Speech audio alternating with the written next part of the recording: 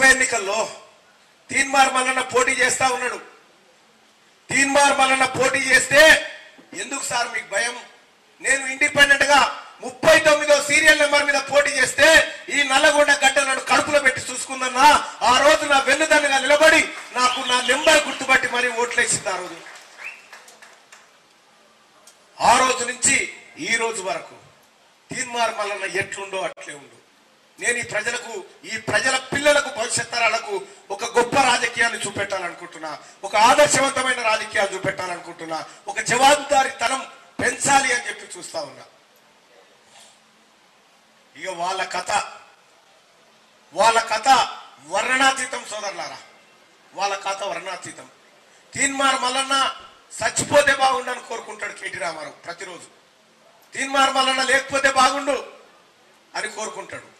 Assembly ఎన్నికల్లో మీరు మాకొద్దని TRS party వాళ్ళని ఓడించినారు. ఎంపీ ఎన్నికల్లో మీరు మాకొద్దని టిఆర్ఎస్ పార్టీకి వ్యతిరేకంగా ప్రజలు తీర్పు ఇవ్వబోతా ఉన్నారు. అక్కడ పోయిన ఇజ్జతు కనీసం ఇక్కడ కాపాడుకోవాలని చూస్తా ఉన్నారు. కానీ మీకు అందరికీ భంగపాటు తప్పదు. ఇక్కడ ఎగిరేది ప్రజా జెండా, ఇండియా కూటమి కాంగ్రెస్ పార్టీ జెండా ఈ వరంగల్, నల్గొండ, ఖమ్మం పట్టభద్రుల ఎమ్మెల్సీ ఎన్నికల్లో ఎగరబోతా ఉంది. ఖచ్చితంగా ఈ ప్రజలకు నేను చెప్తా ఉన్నా, ఈ పట్టభద్రులకు నేను చెప్తా ఉన్నా, అన్నా ఒక్క అవకాశం ఇచ్చి చూడండి అన్నా. ఈ రాజకీయాలు మార్చకపోతే నేను రాజీనామా చేస్తా అని చెప్పి మీ అందరికి తెలియజేస్తా ఉన్నా.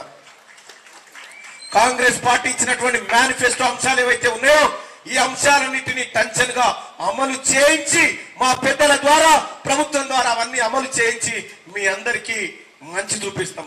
గౌరవ ముఖ్యమంత్రి గారికి నిన్ననే రిక్వెస్ట్ పెట్టడం జరిగింది. సార్, ప్రభుత్వ ఉద్యోగులు ఓటింగ్ లో పాల్గొనాలి, వాళ్ళకు సెలవు మంజూరు చేయాలంటే వేతనంతో కూడినటువంటి సెలవును రాష్ట్ర ప్రభుత్వం మంజూరు చేసింది. ముఖ్యమంత్రి గారికి ధన్యవాదాలు తెలియజేస్తా ఉన్నాం ఆ విషయంలో.